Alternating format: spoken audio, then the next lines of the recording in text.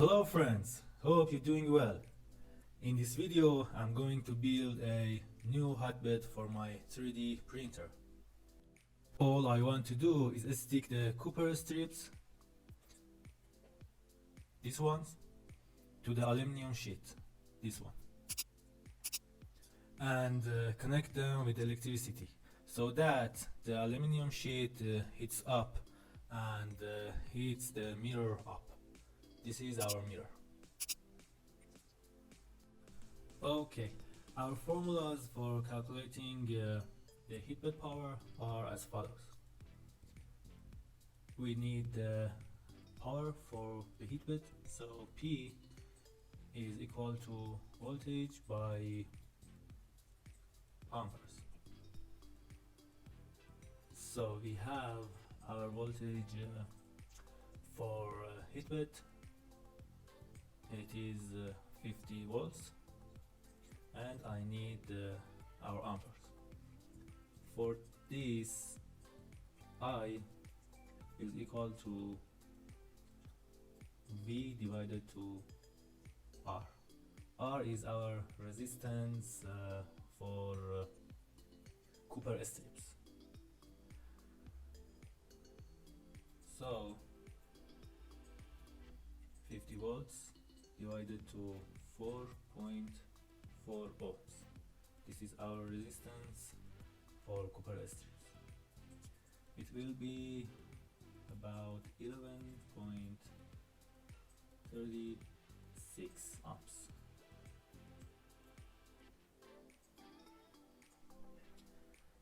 Okay, from this formula we can put our ampere here,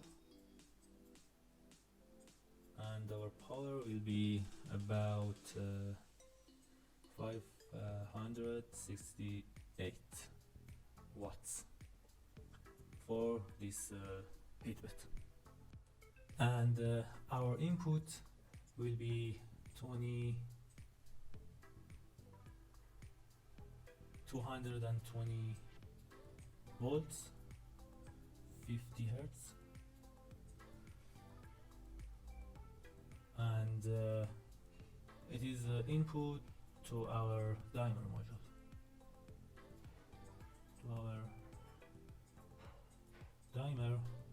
and our output will be 50 volts and 11.36 amperes. So in 220 volts we need about 2.3 amps. So let's build this HeatBed, and I hope this works very well. So let's go. Okay my friends, for build a new HeatBed we need these components: wire with silicone cover, a relay, 12 volts relay, and also 10 amps, 250 volts. This is our relay.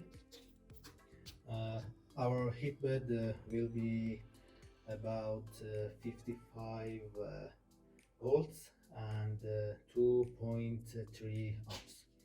And also we need a dimer. This is our dimer. It is a 4 kilowatt dimer. And copper strip, this one, and polyamide tape, this one, and also our aluminum sheet is here. So let's go and make the new HeatBed for our 3D printer. For our previous HeatBed I had to paint our aluminum sheet here, but for the new HeatBed I should remove the paints. So let's remove these paints. It is a hard work, but I have to. I have to remove the paints like this. It will be hard.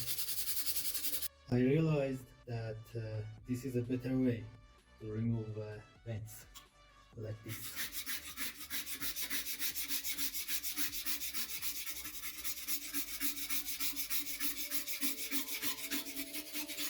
I almost removed the paint from aluminum sheet, and now I need to soften it.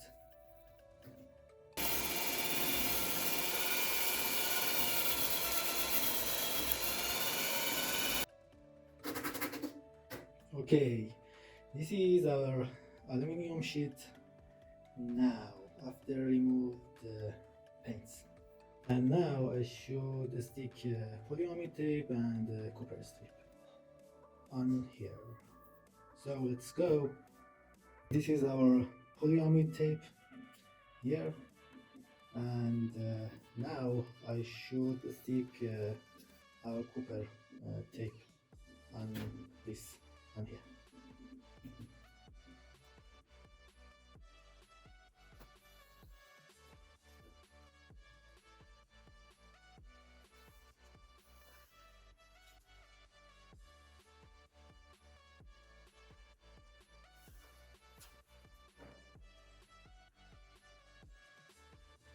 I finished the copper tapes.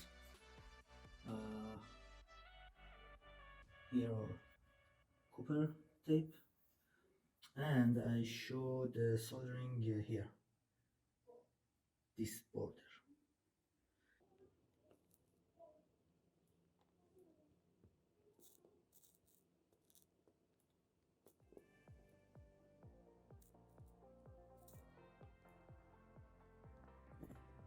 I finished soldering. Now it's like this.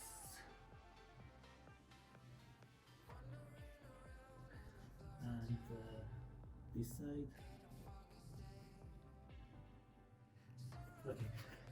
Now I should stick the HeatBed sensor, HeatBed temperature sensor actually. Is I think I'll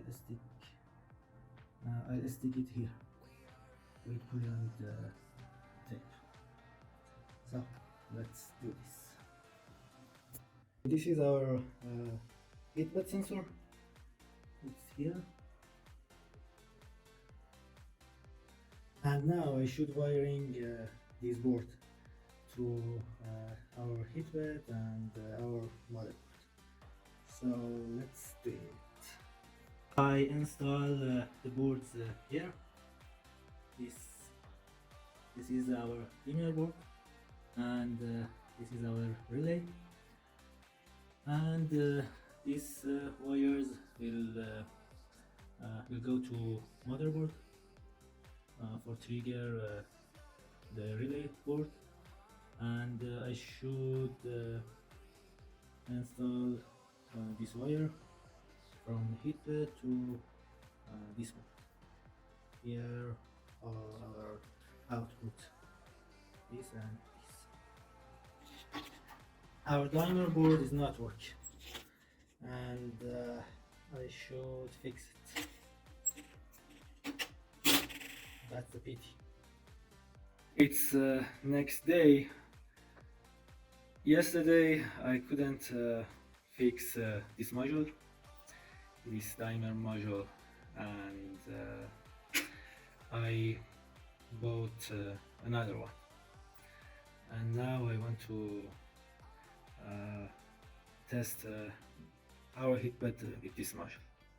I tested my new module.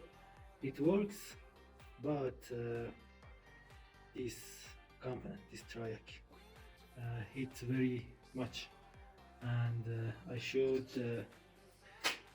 change this heatsink with a bigger one, and I will put a fan behind it. Okay friends, finally this is our dimer module. I put bigger heatsink here, and these are silicone paste, and I put a fan here. Also our output from this module is 50 volts. It can supply our heatbed to heat it up. I should install this here and install the wiring.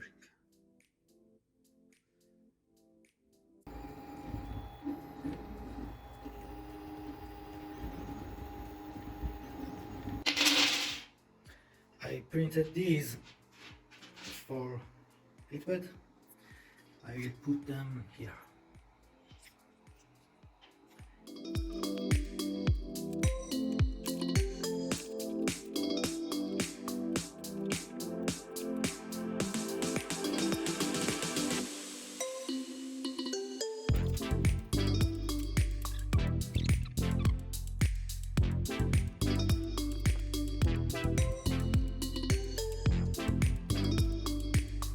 I installed these things here, and here, and here. Okay, and I also I installed our timer module here. I tested, and now our heatbed temperature is about 50 degrees, 48 degrees. But the problem is this one, our main cable. But we have a new problem here. Due to the fluctuations that the dimmer applies to the voltage, our main cable gets very hot,